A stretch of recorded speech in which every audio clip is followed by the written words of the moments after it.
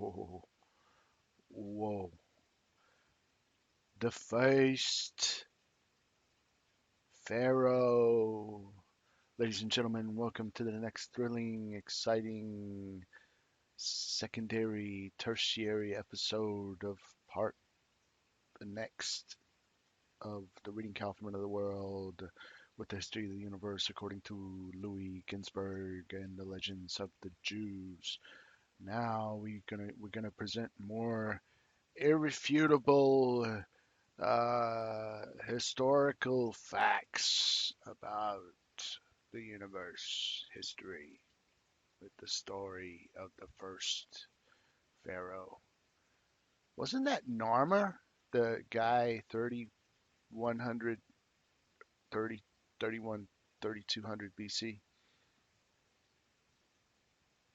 But Abraham, back in those days, they lived for a long time, so maybe, yeah, maybe we can work out the date issue.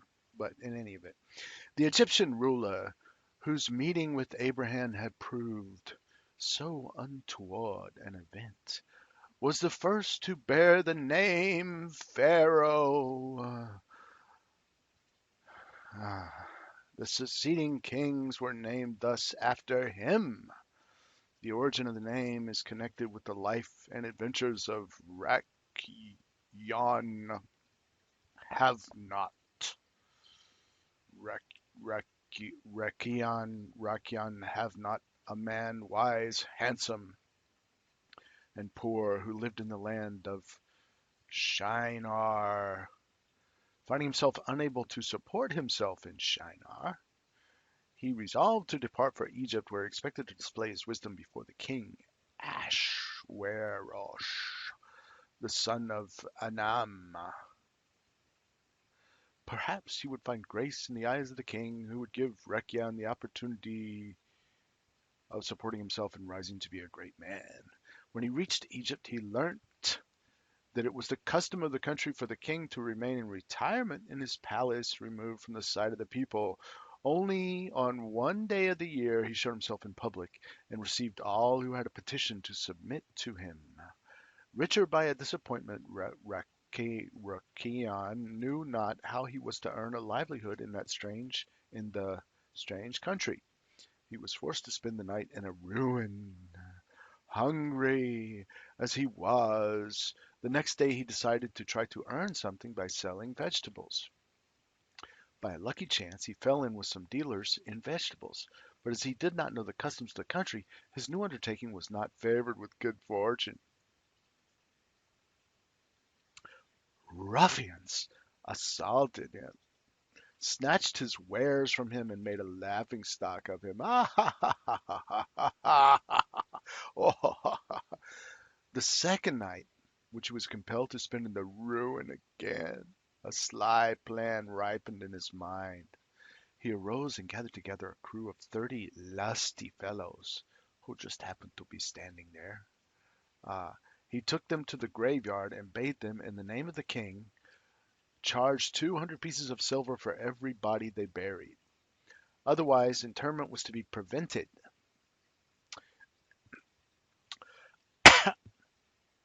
In this way, he succeeded in amassing great wealth within 8 months. Not only did he acquire silver, gold, and precious gems, but also he acquired a considerable force, armed and mounted, to his person. On the day on which the king appeared among the people, they began to complain of this tax upon the dead. They said, "What is this thou art inflicting upon thy servants, permitting none to be buried unless they pay thee silver and gold? Has a thing like this come to pass in the world since the days of Adam, that the dead should not be interred unless money be paid therefor? We know well that it is the privilege of the king to take an annual tax from the living, but thou takest tribute from the dead too. And thou exactest it day by day, O king. We cannot endure this any longer, for the whole of the city is ruined thereby." The king, who had no suspicion of Rakian's doings, fell into a great rage when the people gave him information about them. He ordered him and his armed force to appear before him. Rakian did not come empty handed. He was preceded by 1,000 youths and maidens, mounted upon steeds and arrayed in state apparel. These were a present to the king. When he himself stepped before the king, he delivered gold, silver, and diamonds to him in great abundance, and a magnificent charger. These gifts and the display of splendor did not fail of taking effect upon the king. And when Rachion, in well considered words and with a pliant tongue, described the undertaking, he won not only the king to his side, but also the whole court. And the king said to him, no longer shalt thou be called Rachion have not, but Pharaoh, paymaster, for thou didst collect taxes from the dead. There you have it, folks. That's how it all began. So profound was the impression made by Rachion that the king, the grandees, and the people altogether resolved to put the guidance of the realm in the hands of Pharaoh under the suzerainty of Ashwerosh. He administered law and justice throughout the year. Only on the one day when he showed himself to the people did the king himself give judgment and decide cases. Through the power thus conferred upon him and through cunning practices, Pharaoh succeeded in usurping royal authority, and he collected taxes from all the inhabitants of Egypt. Nevertheless, he was beloved of the people, and it was decreed that every ruler of Egypt should thenceforth bear the name Pharaoh. See, you never would have found out if you didn't come to the cow for the explanation. Because you wouldn't have read it if you're on your own. You're like watching TV or something. The next part of the section of the episode, the War of the Kings. On his return from Egypt, Abraham's relations to his own family were disturbed by annoying circumstances. Strife developed between the herdmen of his cattle and the herdmen of Lot's cattle. Abraham furnished his herds with muzzles, but Lot made no such provision. And when the shepherds that pastured Abraham's flocks took Lot's shepherds to task on account of the omission, the latter replied, it is known of a surety that God said unto Abraham, to thy seed will I give the land. But Abraham is a sterile mule, never will he have children. On the morrow he will die, and Lot will be his heir. Thus the flocks of Lot are but consuming what belongs to them or their master. But God spoke, verily I said unto Abraham, I would give the land unto his seed, but only after the 7 nations have been destroyed from out of the land. Today the Canaanites are therein, and the Perizzites, sounds like parasites, they still have the right of habitation. Now when the strife extended from the servants to the masters, and Abraham vainly called his nephew Lot to account for his unbecoming behavior, Abraham decided he would have to part from his kinsmen, though he should have to compel Lot thereto by force. Lot thereupon separated himself, not from Abraham alone, but from the God of Abraham also, and he betook himself to a district in which immortality and sin reigned supreme. Wherefore punishment overtook him, for his own flesh seduced him later unto sin. God was displeased with Abraham for not living in peace and harmony with his own kindred as he lived with all the world beside. On the other hand, God also took it in ill part that Abraham was accepting Lot tacitly as his heir, though he had promised him in clear, unmistakable words, to thy seed will I give the land.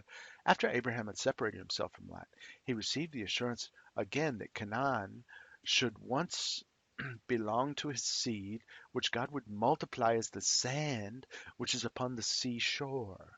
As the sand fills the whole earth, so the offspring of Abraham would be scattered over the whole earth from end to end. And as the earth is blessed only when it is moistened with water, so his offspring would be blessed through the Torah, which is likened unto water, and as the earth endures longer than metal, so his offspring would endure forever, while the heathen would vanish. And as the earth is trodden upon, so his offspring would be trodden upon by the four kingdoms. Just like the earth is, the people walk on it. So they're going to be, these boots are made for walking. And that's just, oh, okay. The departure of Lot has serious consequence for the war waged by Abraham against the four kings is intimately connected with it. Lot desired to settle in the well-watered circle of the Jordan, but the only city of the plain that would receive him was Sodom, the king of which admitted the nephew of Abraham out of consideration for the latter. The five impious kings planned first to make war upon Sodom on account of Lot, and then advance upon Abraham. For one of the five, Amraphel, was none other than Nimrod, Abraham's enemy from of old. The immediate occasion for the war was this. Chedorlaomer, one of Nimrod's generals, rebelled against him after the builders of the tower were dispersed, and he set himself up as king of Elam. Then he subjugated the Hamitic tribes living in the five cities of the plain of the Jordan and made them tributary. For 12 years they were faithful to their sovereign ruler Chedorlaomer, but then they refused to pay the tribute, and they persisted in their insubordination for 13 years, making most of Chedorlaomer's making the most of Chedorlaomer's embarrassment. Nimrod led a host of 7,000 warriors against his former general in the battle fought between Elam and Shinar. Nimrod suffered a disastrous defeat. He lost 600 of his army, and among the slain was the king's son Mardon. Humiliated and abased, he returned to his country, and he was forced to acknowledge the suzerainty of Chedorlaomer, who now proceeded to form an alliance with Arioch, king of Elasar and Tidal, wherever that is. Okay, the king of several nations, the purpose of which was to crush the cities of the circle of the Jordan. The united forces of these kings, numbering 800,000, marched upon the five cities, subduing whatever they encountered in their course, and annihilating the descendants of the giants. Fortified palaces, unwalled cities, and flat open country all fell in their hands. They pushed on through the desert as far as the spring issuing from the rock at Kadesh, the spot appointed by God as the place of pronouncing judgment against Moses and Aaron on account of the waters of strife. Thence they turned toward the central portion of Palestine, the country of dates, where they encountered the five godless kings: Bera the villain, king of Sodom; Bersha the sinner, king of Gomorrah; Shinab the father-hater, king of Admah; Shemeber the voluptuary, king of Zeboim; uh, and the king of Bela, the city that devours its inhabitants. The five were routed in the fruitful vale of Siddim, the canals of which later formed the Dead Sea. They that remained of the rank and file fled to the mountains, but the kings fell into the slime pits and stuck there. Only the king of Sodom was rescued miraculously for the purpose that he might convert those heathen to faith in God that had not believed in the wonderful deliverance of Abraham from the fiery furnace. The victors despoiled Sodom of all its good and victuals, and took Lot, boasting, "We have taken the son of Abraham's brother captive," so betraying the real object of their undertaking. Their innermost desire was to strike at Abraham. It was on the first evening of the Passover, and Abraham was eating of the unleavened bread. Think about it. when the archangel Michael brought him the report of Lot's captivity. This angel bears another name besides, Palit, the escaped. Because when God threw Samael and his host from their holy place in heaven, the rebellious leader held on to Michael and tried to drag him along downward, and Michael escaped, falling from heaven only through the help of God.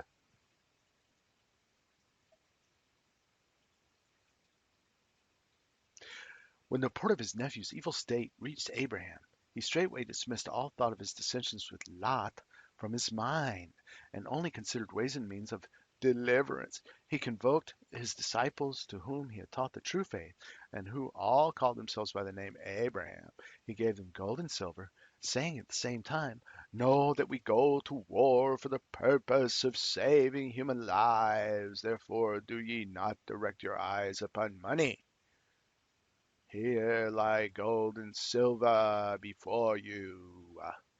Furthermore, he admonished them in these words: "We are preparing to go to war. Let none join us who hath committed trespass and fears that divine punishment will descend upon him." Alarmed by his warning, not one would obey his call to arms. They were fearful on account of their sins. Eliezer alone remained with him.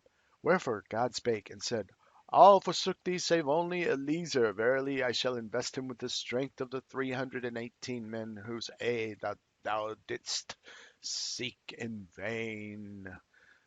The battle fought with the mighty host of the kings from which Abraham emerged victorious happened on the 15th of Nisan, the night appointed for miraculous deeds. The arrows and stones hurled at him affected naught, but the dust of the ground, the chaff, and the stubble which he threw at the enemy were transformed into death dealing javelins and swords. Abraham, as tall as 70 men, set on end, and requiring as much food as drink as 70 men, marched forward with giant strides, each of his steps measuring 4 miles, folks.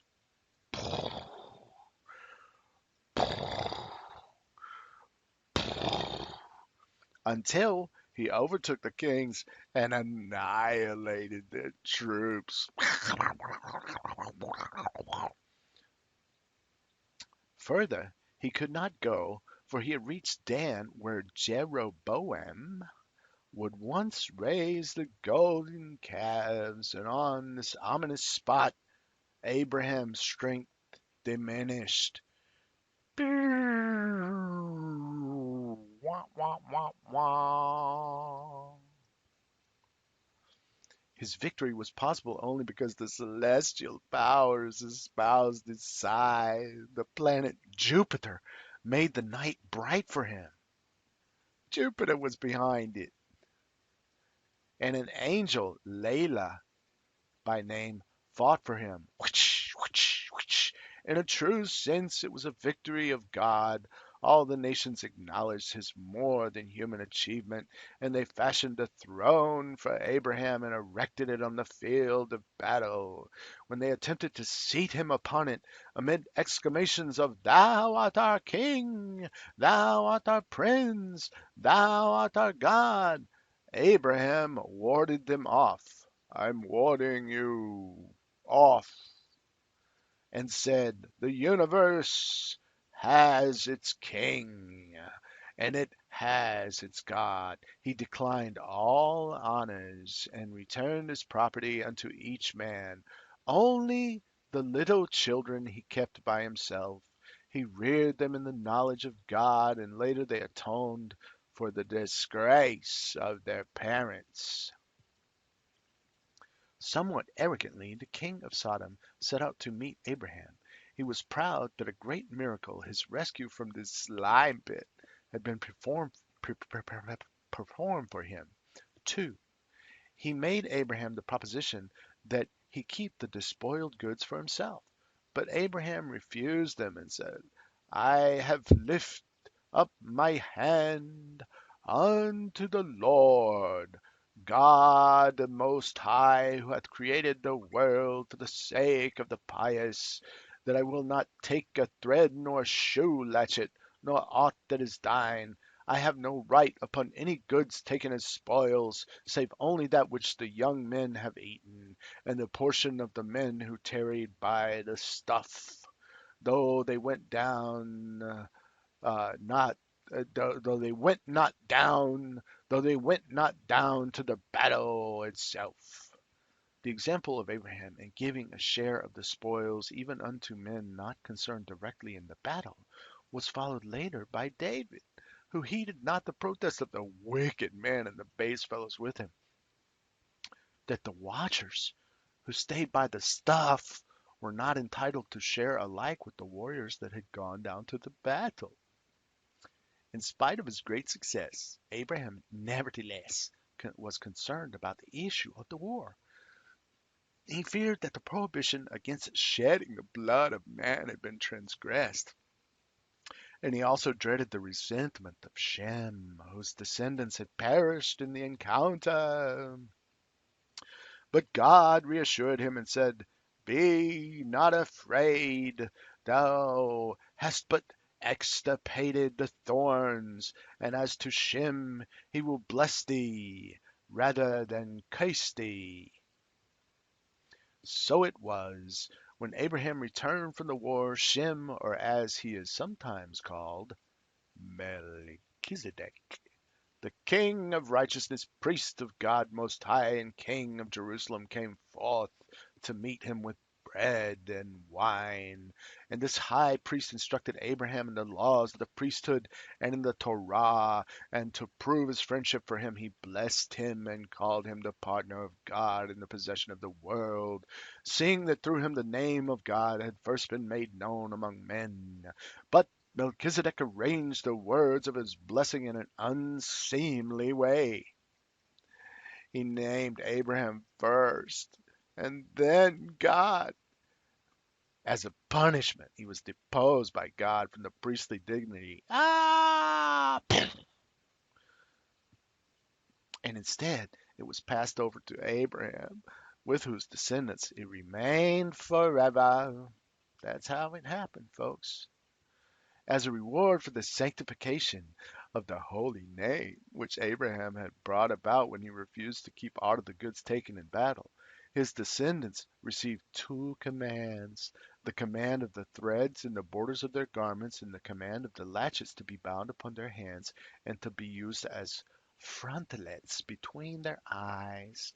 Thus they commemorate that their ancestor refused to take so much as a thread or a latchet, and because he would not touch a shoe latchet of the spoils, his descendants cast their shoe upon Edom. Ladies and gentlemen, this brings us to the conclusion of the thrilling, exciting section of the chapter of the episode of the volume of the five of chapter 5 of Abraham, and I think this is maybe part 4 of the Reading Cow from Another World, with the history of the universe and stuff, things that you didn't know about. Until next time, join us again when we continue with the next chapter part of the installment of the Legends of the Jews, brought to us by the inimitable Louis Ginsburg. Until then, folks, goodbye.